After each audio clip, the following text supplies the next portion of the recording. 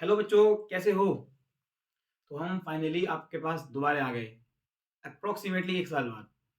तो हमने आपको लास्ट क्लास 10th की फिजिक्स कवर कराई थी। मोस्टली उसमें मैग्नेटिक इफेक्ट नहीं हो पाया था। फिर उसके बाद हमने आपसे कहा था कि 11th की फिजिक्स करेंगे साथ में, but due to various reasons नहीं हो पाई। बट अब क्योंकि क्लास 12 का सेशन स्टार्ट होने वाला है, तो हम पूरी कोशिश करेंगे कि क्लास 12 आपके साथ लेके चलें पूरी की पूरी with valuable questions, valuable concept, ठीक है? और आपको पता है हमारी पूरी कोशिश रहेगी कि जैसे हमने 10th की साइंस इजी बनाने की कोशिश करी, उस तरीके से 12th की फिजिक्स भी जो है आपके लिए बहुत स्मूथ हो जाए, ठीक है? क्योंकि होता क्या है, फिजिक्स को अगर आप समझ के करो तो वो बहुत ही इजी लगती है, अदरवाइज तो सबसे हार्ड लगता है ये फिजिक्स, आपको पता ही है, ठीक है? तो हमने 12th स्टार्ट करना है, उससे पहले क्योंकि 11th में हमने आपको नहीं पढ़ाया है, आपने पढ़ा हो कहीं ना कहीं से, ठीक है? तो हम 11th के कुछ जो इंपॉर्टेंट टॉपिक्स हैं जो 12th में काफी यूज होने वाले हैं, हम उनको पहले कवर अप करेंगे, क्योंकि अभी सेशन स्टार्ट हुआ नहीं है।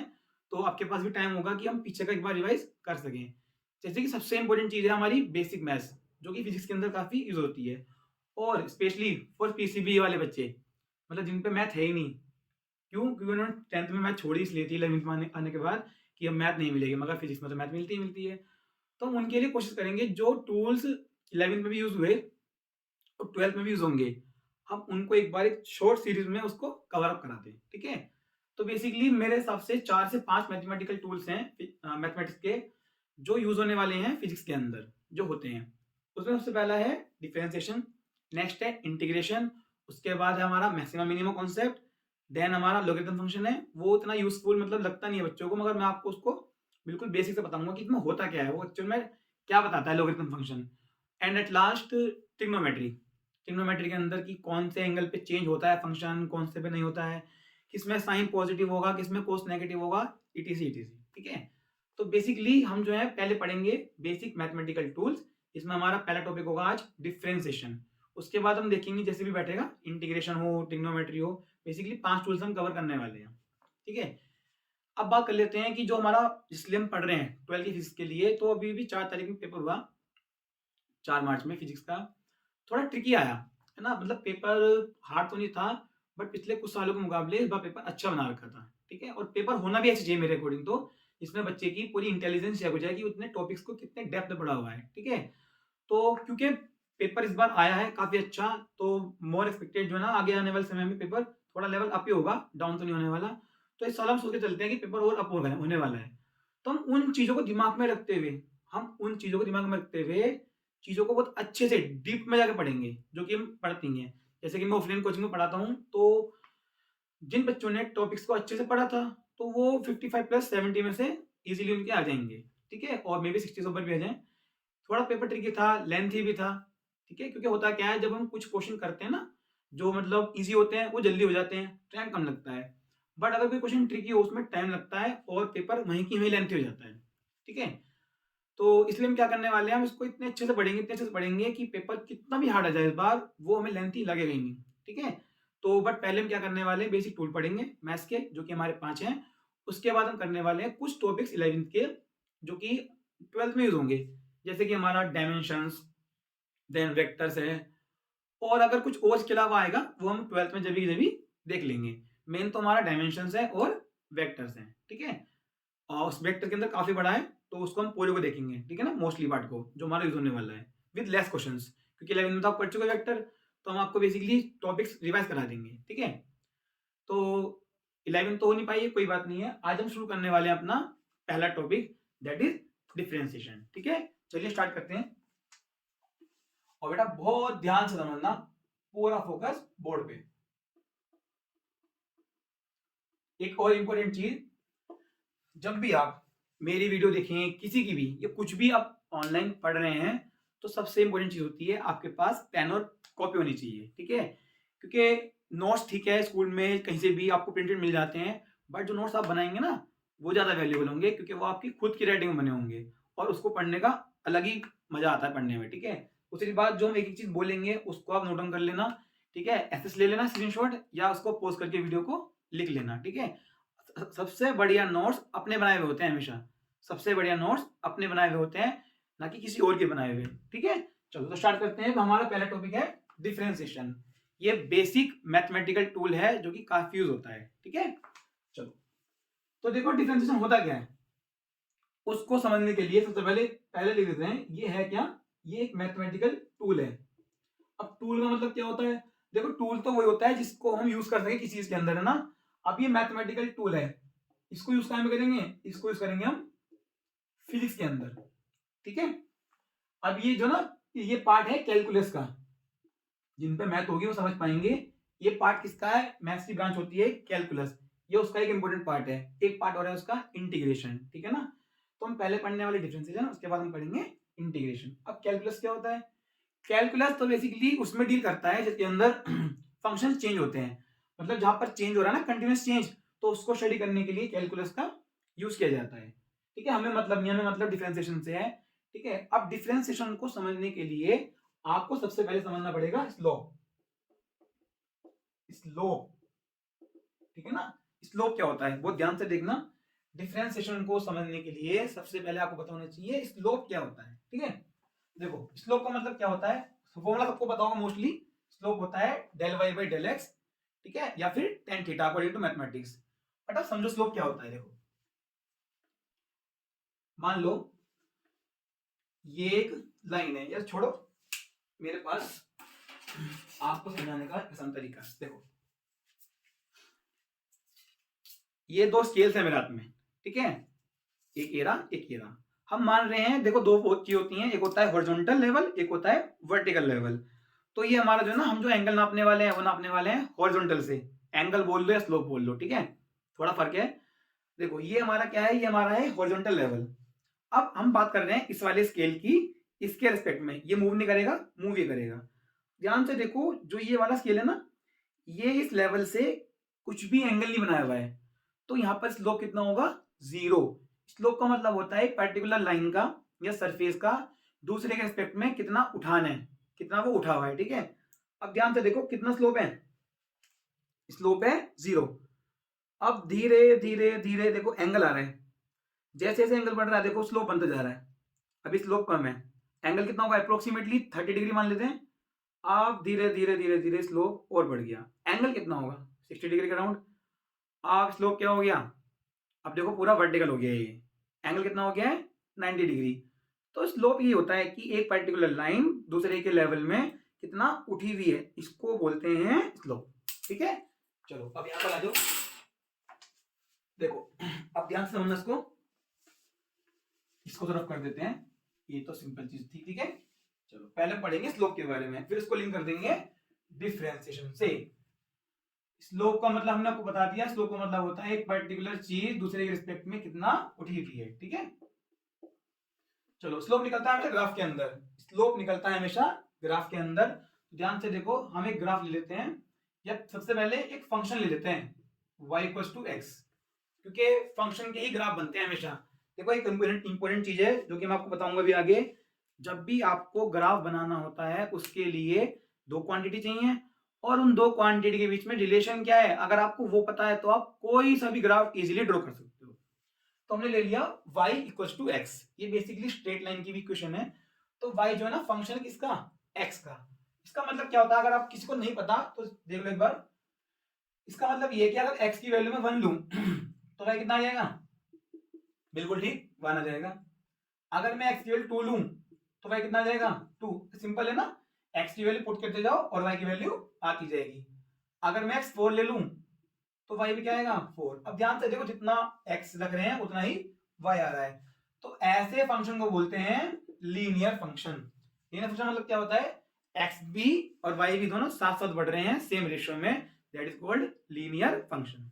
ठीक है, तो अगर मैं इस फंक्शन का ग्राफ बनाऊं तो कैसा बनेगा, ये बनेगा स्ट्रेट लाइन, किससे, ओरिजिन से, जी ये, ठीक है, ये आपके हो गया एक्स, ये आपका हो गया वाई। ठीक है, और ये आपका हो गया स्लोप। इसका मतलब ये जैसे जैसे एक्स बढ़ रहा है वाई भी उसके वैसे ही एक साथ बढ़ रहा है। एंगल कितना मान लें यहाँ पर, एंगल मान लेते हैं थीटा। तो इस वाले ग्राफ का जो स्लोप निकलता है अकॉर्डिंग टू मैथमेटिक्स, वो निकलता है tan थीटा के इक्वल होता है। स्लोप किसके इक्वल होता है, tan थीटा के इक्वल होता है। मतलब जो ये लाइन है ये x के रिस्पेक्ट में कितना स्लोप रखती है, कितना उठान रखती है। ठीक है, अब देखो आपको tan थीटा पता है क्या होता है, perpendicular upon base, perpendicular upon base. अब ध्यान से देखो, जो slope equal to tan theta है, हम tan थीटा का यूज करके इस पर्टिकुलर ग्राफ के लिए एक वैल्यू निकालने वाले हैं, सिंपली यार एक्सप्रेशन। ठीक है, अब देखो हम क्या करते हैं, दो पॉइंट ले लेते हैं, एक पॉइंट ले लेते हैं यहाँ पर, एक पॉइंट ले लेते हैं यहाँ पर। अब देखो आपको पता है जैसे जैसे हम आगे बढ़ेंगे x बढ़ रहा होगा और y भी बढ़ रहा होगा, इधर x और ऊपर y।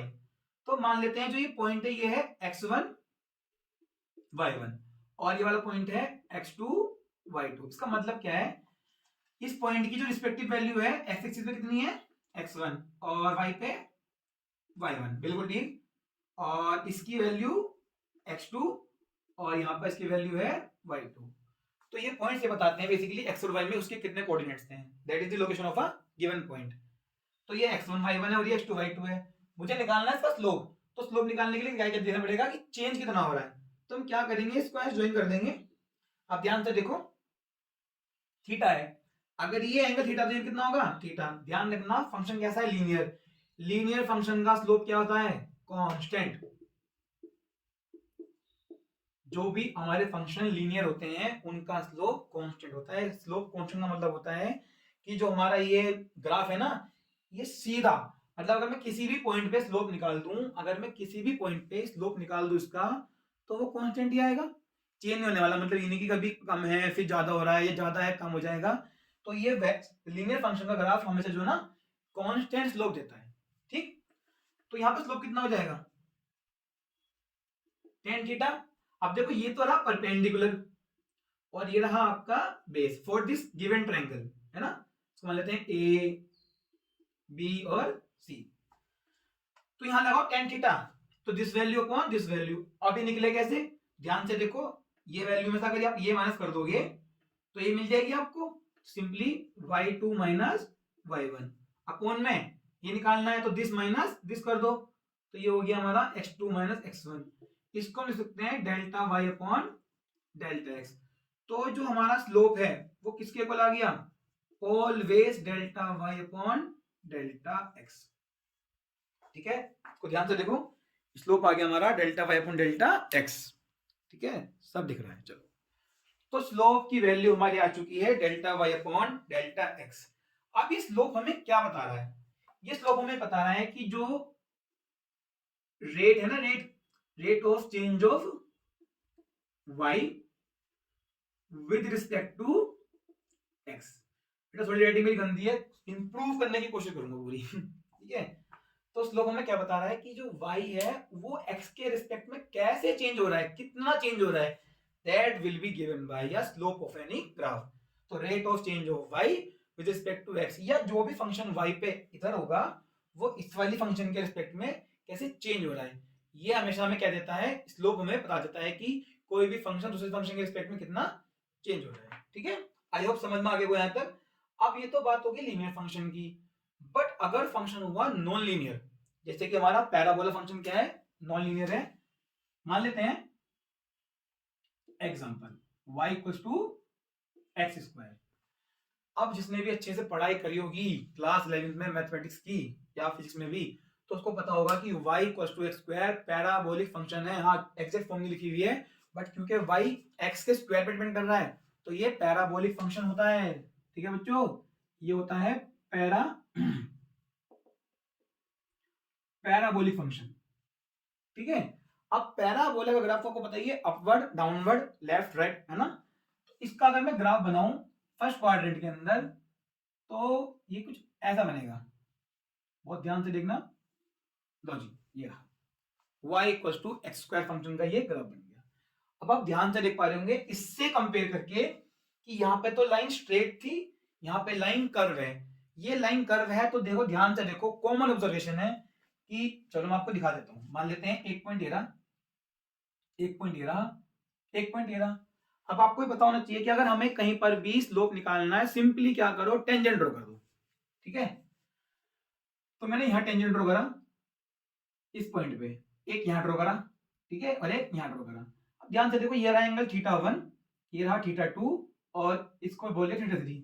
अब मैंने इनको 1 2 3 इसलिए बोला है क्योंकि बच्चों ये एंगल अलग है, आपको दिख रहा होगा जैसे जैसे हमारे पॉइंट्स आगे बढ़ते जा रहे हैं, दिस स्लोप गेटिंग स्टीपर, ये स्लोप कैसा होता जा रहा है, ये स्टीप होता जा रहा है, मतलब ये बढ़ता जा रहा है, ऑलमोस्ट वर्टिकल होता जा रहा है।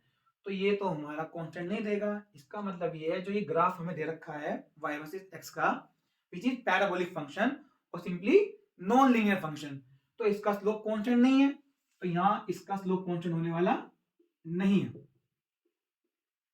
Slope is not equal to constant. तो इसका स्लोप कैसे निकला, भाई देखो सिंपल सी बात है, आपको जहां पर भी स्लोप निकालना है टेंजेंट ड्रॉ करो, स्लोप निकल जाता है, ये बात कंफर्म है। जैसे हम आगे पॉइंट्स बढ़ा रहे हैं स्लोप की वैल्यू बढ़ती जा रही है, बट हमें इसमें भी अगर हम लेट अस टेक 2 पॉइंट्स, मान लेते हैं ये एक पॉइंट ए है, ये बी पॉइंट है, ठीक है, पहले मैं इसको रफ कर दूं जिससे कि आपको थोड़ा सा इजीली समझ में आ जाए ना। देखो ये रहा वही ग्राफ, ठीक, तो हम एक काम करते हैं, क्योंकि हमको पता है इसका स्लोप वेरिएबल है, तो हम 2 पॉइंट ले लेते हैं, ये रहा ए और ये रहा बी, इसके कोऑर्डिनेट्स वही हैं x1 एंड y1, इसके कोऑर्डिनेट्स x2 एंड y2, और आपको क्या करना है, बिल्कुल ठीक लाइन ज्वाइन करनी है, ये बन गया राइट एंगल ट्रायंगल। आपको पता होना चाहिए ट्रिग्नोमेट्री जब भी लगती है जब राइट एंगल ट्रायंगल होते हैं, ठीक है ना, और पाइथागोरस जब भी काम करती है, तो हमारा बन गया राइट एंगल ट्रायंगल।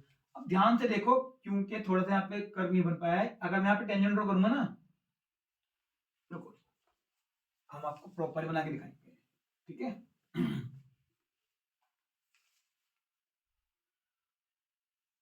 लो जी, ठीक है, एक पॉइंट ये रहा ए और एक पॉइंट ये रहा बी, ठीक है, ये वही x1 y1 और ये अपना x2 y2, यहां मैं मार्क नहीं कर रहा, वो आपको ग्राफ में दिख रहा है, ठीक है, यहां पर आ जाओ। तो ये ए पॉइंट है और ये बी पॉइंट है, अगर मैं यहां से इसको करूं ड्रॉ तो ये बन गया 90 डिग्री, बट यार यहाँ पर अगर हम टेंजेंट ड्रॉ करेंगे ना ऐसे करके, तो ये बीच में कर्व आ रहा है, इसका मतलब है ये तो नहीं हो पाएगा। तो इसमें करते क्या है, बहुत सिंपल सी बात है, या तो बी को पकड़ लो या ए को पकड़ लो, मैं आपको समझा रहा हूँ डिफरेंशिएशन का मीनिंग, है ना, आपको करना आता है अच्छी बात है, अगर नहीं करना आता तो आपके लिए वीडियो है, अगर आपको आता है तो उसको आप स्किप कर सकते हैं, ठीक है ना, सीधा लास्ट में क्वेश्चन कर सकते हैं, ठीक है। मैंने अब तक आपको कहीं पर भी डिफरेंशिएशन वर्ड नहीं बोला है, ठीक है, अभी मैंने आपको क्या बता रहा हूँ, स्लोप बता रहा हूँ दोनों टाइप के ग्राफ्स के, ये लीनियर फंक्शन का स्लोप निकाल के दिखाया, आज चल रहे हैं हम नॉन लीनियर फंक्शन पे, ठीक है, दैट इज ऑफ पैराबोला यहाँ पे, ठीक है। अब ए पॉइंट ये रहा, बी पॉइंट ये रहा, मुझे अगर यहाँ पे स्लोप निकालना है, तो स्लोप तो निकालने वाला भी अच्छे से है ना, मैं क्या करूंगा, मैं इस बी पॉइंट को ए पॉइंट तक ले आऊंगा, या ए को बी तक ले जाओ, जहां मन करे वहां ले जाओ समझने के लिए। तो इफ, या इफ छोड़ो, कर ही लेते हैं, now we move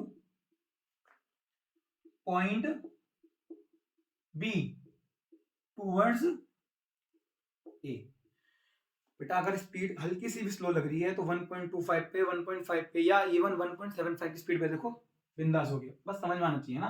now we move point B towards A, B point को ए की तरफ मूव कर लेते हैं, तो अगर यार हम ए बी को एकदम मूव करेंगे ना, ध्यान से देखना, देखो ये क्या आपको पता है, डेल्टा वाई, आने वाला डेल्टा वाई है, और ये क्या होगा डेल्टा एक्स। तो अगर मैं देखू यहाँ पर स्लोप निकालना, तो फॉर्मूला तो वही रहने वाला है, चाहे निकलना पाए वो अलग बात है, delta y upon delta x. अब अगर मैं बी पॉइंट को ए की तरफ ले जाऊं, तो देखो होगा क्या, मैं इस पॉइंट को यहाँ पे ले गया, अच्छा जूम करके दिखाऊं, देखो ये रहा था जूम, ए पॉइंट ये रहा और बी पॉइंट जस्ट जस्ट इसके बराबर में पहुंच गया, तो देखो यहां पर जो है ना इतनी पास पहुंच गया है, इतनी पास पहुंच गया है ये कि ऑलमोस्ट स्ट्रेट लाइन बन चुका है, और स्ट्रेट लाइन का स्लोप तो यही होता है, ठीक है ना, डेल्टा वाई अपॉन किसी भी स्लोप का अगर आपको निकालना है value, delta y upon delta x होता है, बट क्योंकि हम इस पॉइंट को बहुत पास लिया है, तो delta y delta x approximately tends to 0। अब ये जिन्होंने अच्छे से मैथमेटिक्स पढ़ी होगी, लिमिट्स वगैरह में आपको पता चल गया होगा यहाँ पे क्या लगने वाली है, बिल्कुल सही, यहाँ लगने वाली है लिमिट। तो स्लोप क्या है, delta y upon delta x, but क्योंकि हमने क्या करा, बी पॉइंट को ए की तरफ मूव कर दिया, और वाइस वर्सा आप दोनों दूसरे के वाले में मोड़ सकते हो, तो यहाँ पे क्या लगानी पड़ेगी, यहाँ आपको लगानी पड़ेगी लिमिट, लिमिट कौन सी, डेल्टा एक्स टेंड्स टू 0, तो ये आ गया आपका delta y upon delta x. वहां स्लोप क्या है, simply delta y upon delta x, मतलब क्या वही है rate of change of y with respect to x. अब क्योंकि ये वेरिएबल फंक्शन है हमारा, इसके अंदर हमने क्या करा, पॉइंट को मूव कर दिया टुवर्ड्स, तो ये बहुत स्मॉल चेंज हो गया, बेसिकली ये स्मॉल चेंज हो गया, और स्मॉल चेंज को फिजिक्स में लिखते हैं dx, बिल्कुल ठीक। जो डेल्टा एक्स है that is change x2 minus x1, but अगर वो चेंज बहुत ही कम हो जाए तो वो डेल्टा एक्स नहीं dx कहलाता है। ये तो बेसिक कॉन्सेप्ट है फिजिक्स का, ठीक है। तो अब होगा क्या, जैसी लिमिट लगी डेल्टा एक्स बहुत छोटा हो गया, तो ये फॉर्मूला बन जाएगा हमारा dy बाई dx। देखो डेल्टा y भी छोटा ही होगा भाई, जब ये पॉइंट पास गया है तो डेल्टा y भी छोटा ही होगा, और डेल्टा x तो हमें अप्रोक्सीमेटली 0 ले लेना है, ठीक है ना, टेंड्स टू 0। तो जब ये दोनों ही फंक्शन बहुत छोटे हो गए तो ये क्या ले लेंगे रूप, डेल्टा से क्या बन जाएंगे डी मतलब होता है बहुत छोटा चेंज। तो स्लोप का फॉर्मूला यहाँ पर क्या आ गया for variable function, dy by dx, और ये dy बाई dx कुछ और नहीं, इसी को बोलते हैं डिफरेंशिएशन, ठीक है। मतलब अगर हमारे पास कोई भी बहुत छोटा चेंज है और हम उसको देख रहे हैं, ऑब्जर्व कर रहे हैं, that rate of change of y with respect to x is called differentiation. Differentiation कुछ नहीं बताता आपको, बहुत ही छोटी फंक्शंस के बारे में बताता है, और जो इंटीग्रेशन है इसका अपोजिट है, वो किसी चीज को बड़ा करने के लिए, अगर किसी भी चीज को छोटा करना है तो उसमें लगता है differentiation, and integration is the opposite of differentiation. फॉर्मूले भी सारे के सारे अपोजिट है ऑलमोस्ट, ठीक है। तो डिफरेंशिएशन जब काम आता है जब आपको किसी चीज के छोटे छोटे हिस्से करने होते हैं, एलिमेंटल मास, एलिमेंटल पीस, एलिमेंटल चार्ज, क्योंकि हम पढ़ने वाले आगे, ठीक है। बट अगर कोई चीज बड़ी करनी है वहां लगता है इंटीग्रेशन, ठीक है। तो slope is equal to d y by d x.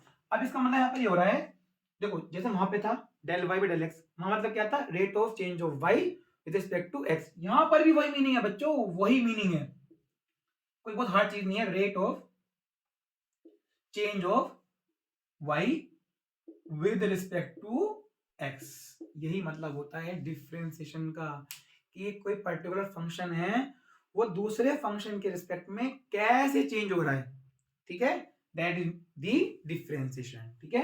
चलो फटाफट से नोट डाउन कर लो इसको, जो भी आपको करना है पॉज करके।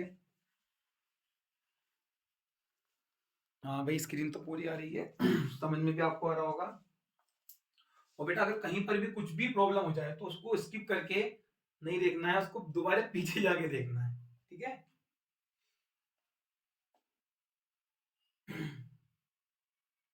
डन। चलो अब जो ना हम करने वाले क्या है, हम इसके जो ना वो देखने वाले हैं कि इसको हम इसे यूज कैसे करेंगे फिजिक्स के अंदर, ठीक है। dy by dx is simply differentiation, it means change of y with respect to x, बहुत छोटे चेंज के लिए, that is differentiation, ठीक है। अब देखो एक चीज और, not that is important point, अगर इफ dy by dx, यार रुक जाओ छोड़ो इसको भी, if y increases on increasing x, मतलब अगर y बढ़ता है, देखो इस ग्राफ के अंदर, दोनों ग्राफ के अंदर ही y बढ़ रहा है, ठीक है ना, तो यही वाला यहाँ पे केस लग रहा है, अगर y बढ़ रहा है x के साथ साथ तो जो हमारा स्लोप है वो आएगा पॉजिटिव, ठीक है, सिंपल चीज है तो।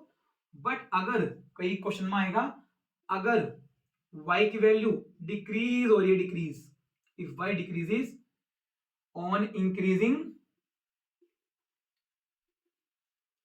x, तो भाई स्लोप हमारा आने वाला है नेगेटिव, स्लोप कैसा आएगा हमारा नेगेटिव। देखो ग्राफ कैसा बनने वाला है उसका, अगर मैं आपको यहां पे दिखाऊं तो ये लो नेगेटिव स्लोप, लगातार क्या हो रहा है कम हो रहा है, ठीक है ना। तो अगर y हमारा बढ़ रहा होगा x के साथ साथ, x तो हमेशा बढ़ना ही बढ़ना है क्योंकि हमेशा आगे जाने वाला है, तो स्लोप होगा हमारा पॉजिटिव, और अगर y घटता है स्लोप हमारा होगा नेगेटिव। चलो नोट कर लो फटाफट।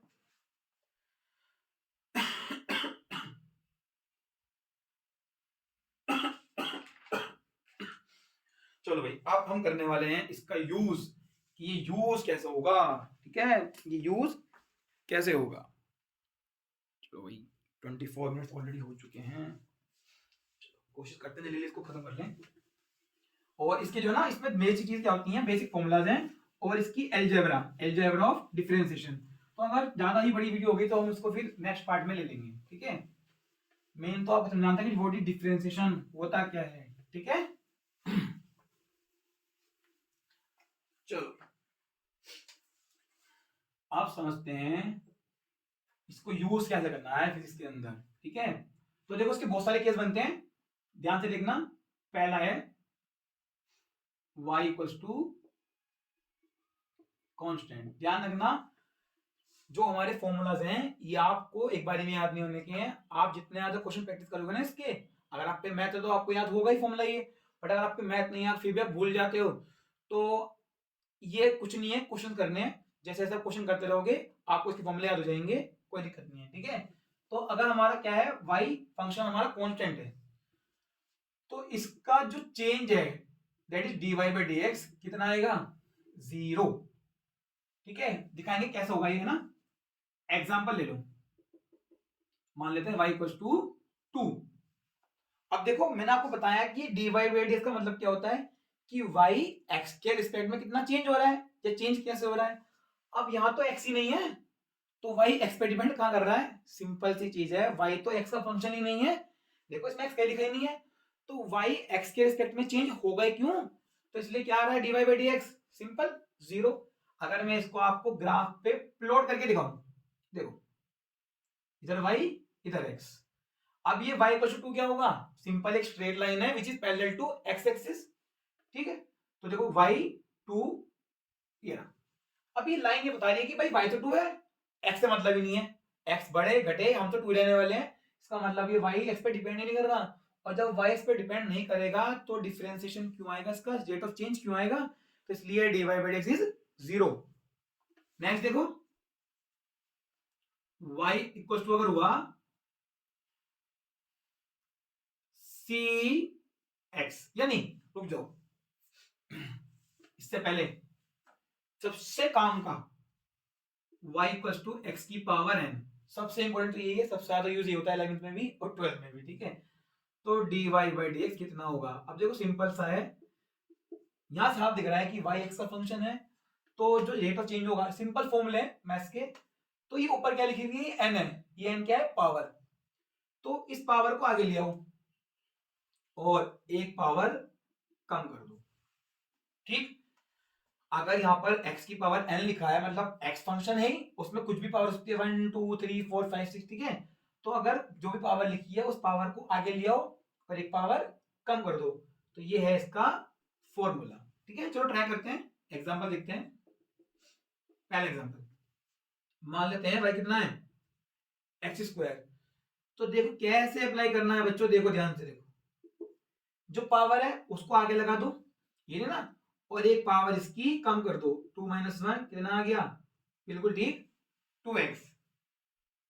यहां देखो अगर y को लिखा हुआ है रूट x, अब देखो रूट का मतलब बच्चे पढ़ते हैं अच्छी बात है, मतलब उसको कईयों को नहीं पता होगा रूट का मतलब क्या होता है। इसका मतलब होता है कि x की पावर 1/2 है, रूट का मतलब होता है पावर 1/2 और क्यूब रूट का होता है 1/3, ठीक है। तो घबरा जाते हैं बच्चे, तो y की वैल्यू कितनी रखी है रूट x, मतलब y फंक्शन तो है x का। तो अगर मुझे इसका dy बाई डी एक्स निकालना है कैसे निकलेगा, वही रूल लगेगा, जो पावर है उसको आगे ले लो, बिल्कुल ठीक। और एक पावर अब भी कम करनी है, आधी लिखी है इसका मतलब आधी कम करनी है, पूरी कम करनी है, तो जितनी पावर लिखी है उसमें से एक कम कर दो, तो ये आपका हो गया 1/2 x की power half minus 1 that is minus की हाफ।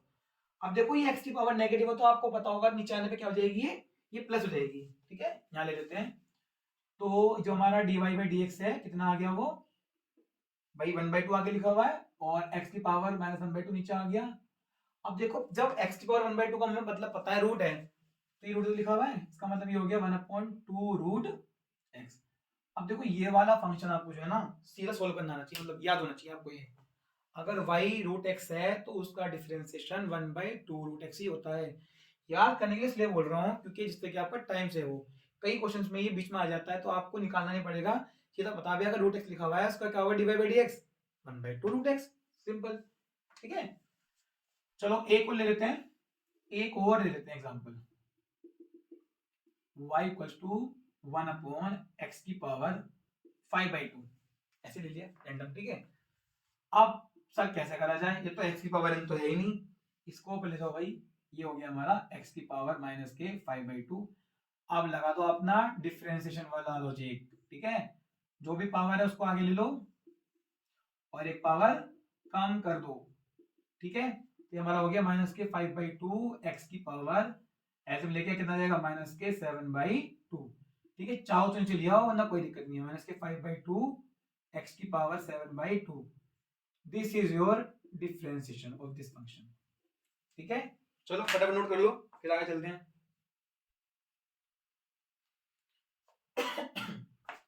डन। अब देखो इसमें सॉरी, एक और देख लेते हैं कि अगर सीधा सीधा ही y इक्वल टू एक्स होगा, निकालो का डिफरेंशिएशन भाई, देखते हैं, निकालो फटाफट निकालो, कमेंट नहीं करना, निकालना बस। y इक्वल टू एक्स, इसका डिफरेंशिएशन क्या आएगा, पावर तो सर है ही नहीं भाई, कुछ नहीं लिखा मतलब पावर 1 होती है, तो इसका आपको निकालना है dy/dx, जो पावर लिखी हुई है उसे आगे ले लो और जो पावर लिखी है उसमें से एक कम कर दो, 1 - 1 दैट इज 1, तो सामने लिखा कुछ वैल्यूबल ही नहीं है इंटू में, क्योंकि तो ये हो गया x की पावर 0। अकॉर्डिंग टू मैथमेटिक्स अगर किसी की पावर 0 लिखी है उसका मतलब ये होता है कि वो नहीं लिखा हुआ, तो उसकी वैल्यू होती है 1, ठीक है भाई। 2 स्क्वायर लिखा है, इसका मतलब क्या है कि 2 दो बार इंटू में, ठीक है ना। अगर 2 4 लिखा है तो 2 4 बार इंटू में, 2 1 लिखा है तो 2 एक बार है, अब लिखा हुआ है 2 0, इसका मतलब 2 एक बार भी नहीं है तो 1 लिख लिया, ये होता है इसका 0 का मतलब, ठीक है। तो इसका आता है डिफरेंशिएशन 1, इसका मतलब ये लीनियर फंक्शन का डिफरेंशिएशन 1 एंड 1 मतलब स्ट्रेट लाइन, ठीक है। चलो भाई, तो मेन जो हम कर रहे हैं अभी फर्स्ट सेकंड एक थर्ड भी आएगा, यही मेन है, उसके बाद तो आपको सारा याद करना है, ठीक है। अब चलते हैं अपना सेकंड हो गया थर्ड, अगर y इक्वल टू क्या हुआ सी एक्स की पावर n, ठीक है। अभी c क्या है, अब देखो यहाँ पे भी c था, है ना, लिखा नहीं है, where c is constant, c क्या होने वाला है कांस्टेंट, मतलब क्या है, एग्जांपल देखो, एग्जांपल है ना पहले, फिर लिखेंगे यहाँ पर, एग्जांपल हो गया हमारा y इक्वल टू 2x², ठीक है। अगर अकेला 2 होता, हम जान चुके कितना आएगा उसका आंसर, है ना। अगर x² हुआ वो भी हम कर चुके हैं, बट दोनों इंटू में आ गए भाई, ठीक है। तो अब आपको लगेगा भाई 2 तो कांस्टेंट है तो ले dy/dx 0, ऐसा मत करना, ठीक है। क्या करना है आपको, जब भी वेरिएबल फंक्शन तो है ना x², तो जो कांस्टेंट है, देखो मैं करके दिखा रहा हूं आपको स्टेप बाय स्टेप, y की वैल्यू पुट करनी है, लो ये y की वैल्यू पुट कर दी, ये तो कर रहे हैं बहुत देर से, ठीक है। 2 कांस्टेंट है तो अगर फंक्शन के साथ इंटू में है ना, अगर फंक्शन के साथ 2 इंटू में ये कोई भी कांस्टेंट है उसको बाहर निकाल लेते हैं, तो 2 आ गया बाहर, 2 कह रहा भाई मेरा मत करो differentiation because I am a constant, ठीक है। ये हो गया dx² और बाकी आप समझदार हो कर लोगे इसका, ये x की पावर n वाला हो गया, तो 2 बाहर लिखा हुआ है ऑलरेडी, और कितना हो गया स्क्वायर का 2x, तो ये आपका हो गया 4x, ठीक है ना। तो यहाँ फॉर्मूला क्या आएगा, अगर मैं लिखना चाहूं तो dy/dx इक्वल टू सी ऐसे रख रखा है, बस बाकी वही है n x की पावर n-1, मेन बात ये है कि c बाहर आ जाता है, ठीक है। तो अगर मैं आपको इसे लिख के दिखाऊं फॉर जनरल फॉर्म, तो इसमें होने वाला है c तो बाहर आ गया और डिफरेंशिएशन सिंपली x की पावर n का ही होने वाला है, ठीक है बच्चा पार्टी। लो एक और देख लो, एग्जाम्पल 2, अगर y लिखा हुआ है 1/2, या लो एक काम करो 1/3 ले लो और x³, ठीक। चलो भाई करते हैं इसका डिफरेंशिएशन, ठीक है, अच्छा तुमने कर लिया, वेरी गुड।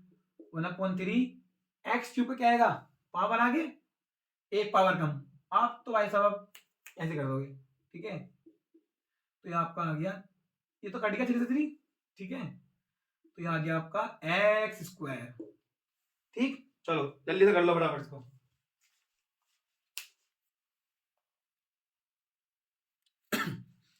आप चलेंगे उस कॉन्सेप्ट पे जिसमें आपको याद करने होंगे फॉर्मूलाज।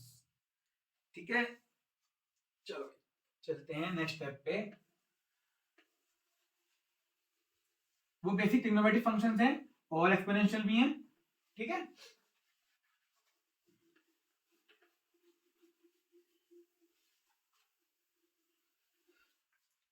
तो हमारा 1 2 3 हो चुके हैं ना। तो देखो फोर्थ वाले, अब देखो बेटा प्योरली फंक्शंस हैं, इन्हें याद करना है। ठीक है, कोई तरीका नहीं है, अगर भूल जाओ कोई दिक्कत नहीं है, इसमें कोई घबराने वाली बात नहीं है। जब भी आप क्वेश्चन करने बैठो उसको रिवाइज करो, सामने रखो फॉर्मूला शीट या जो भी आपके सब फॉर्मूले होते हैं ना, मैथ्स के हों फिजिक्स के हों, उनकी एक शीट बना ली करिए अपनी राइटिंग में, फॉर्मूला शीट बोलते हैं उसको, है ना। और उससे देख देख के करो, कोई दिक्कत नहीं है। जब एक बार देखोगे, दो बार देखोगे, तीसरी बार में आपको याद हो जाएगा। ठीक है, तो कोई ट्रिक नहीं याद करने की, उसको बाबा रट रहे हो बैठे बैठे, साइन का कोस, कोस का साइन, साइन का कोस, कोस का साइन माइनस के। ठीक है, कोई यूजफुल नहीं है। ठीक है, चलो भाई y equals to sine x. अब ध्यान रखना, इनको आपको याद करना है। ये प्योरली जितने कराने वाला हूं इन सबको आपको एज इट इज याद रखना और आपका आंसर यूं आ जाएगा। ठीक है, तो अगर y फंक्शन हुआ साइन का, तो कुछ नहीं करना, इसका dy बाई dx होता है cos x। ठीक, आपको वैसे पता भी होगा साइन जो है ना, साइन और कोस ये 90 माइनस थीटा से लिंक है। साइन 90 माइनस थीटा क्या होता है, कोस थीटा। ठीक है, तो उसको ऐड कर लो, कॉम्प्लीमेंट्री एंगल वाला है ना। तो फिफ्थ है हमारा y इक्वल अगर हुआ cos x। हाँ बेटा 6 फंक्शन बताऊंगा, तो आपका आ जाएगा dy बाई dx कितना, sin x।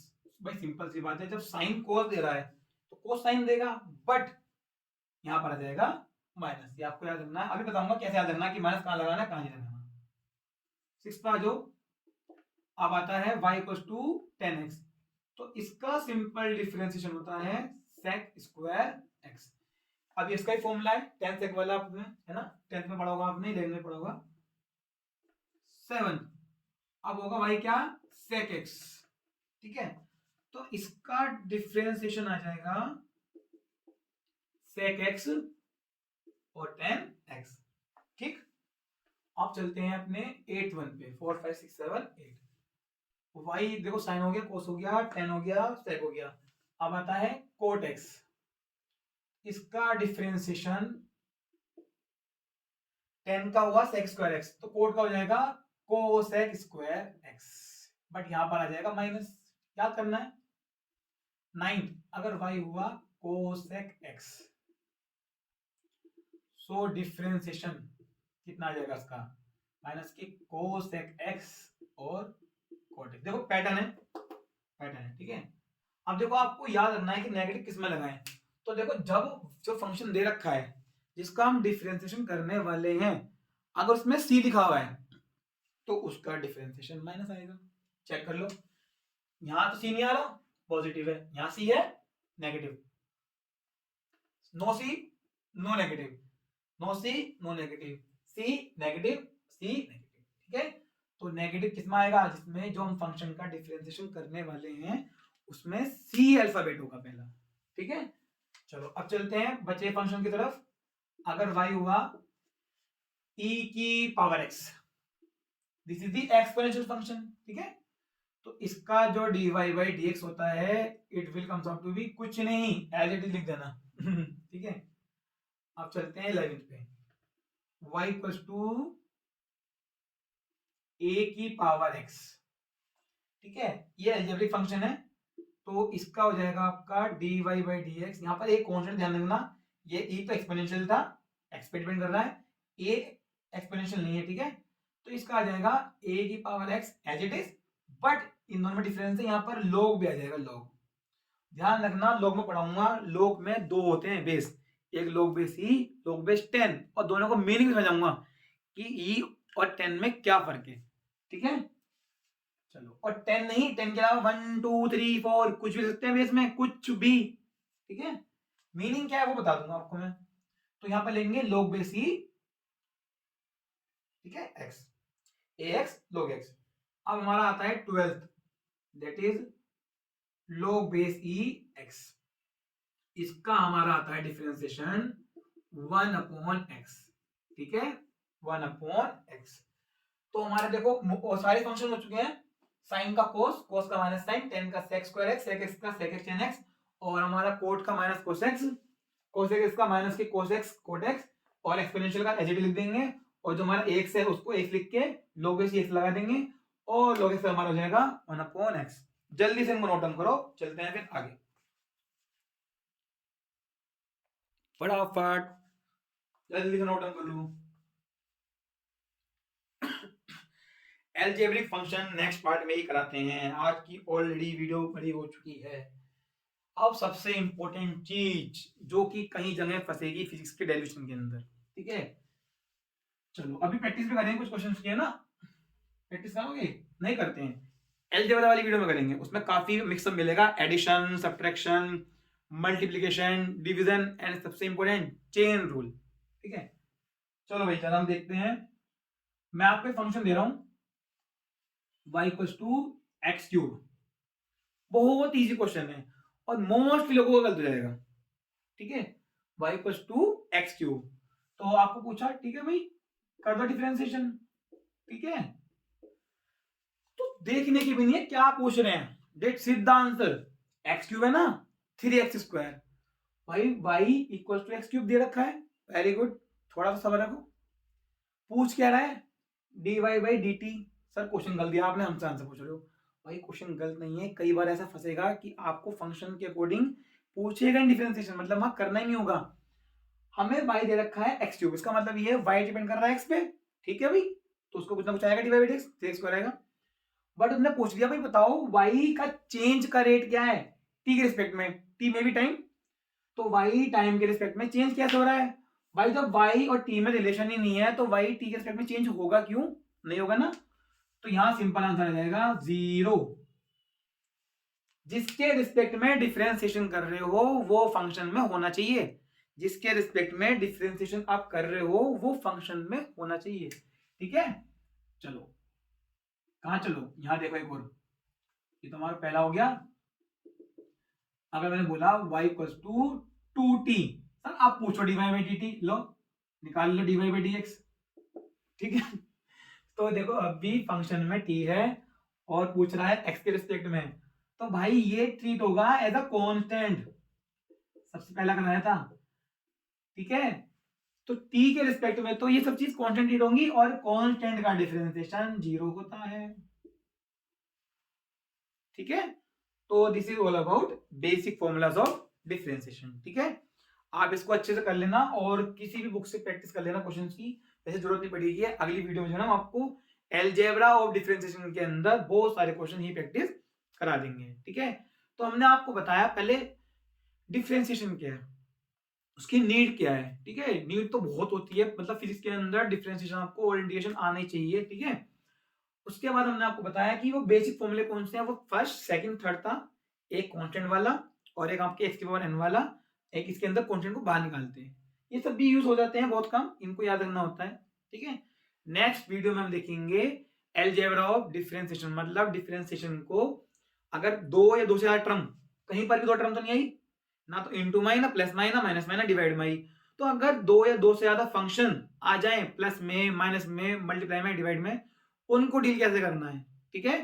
ठीक है बेटा, तो आप जो है ना इसको अच्छे से रिवाइज कर लेना और नेक्स्ट वीडियो में आएंगे अलजेब्रा ऑफ डिफरेंशिएशन लेके, ठीक है बच्चों, पढ़ते रहना, ऑल द बेस्ट।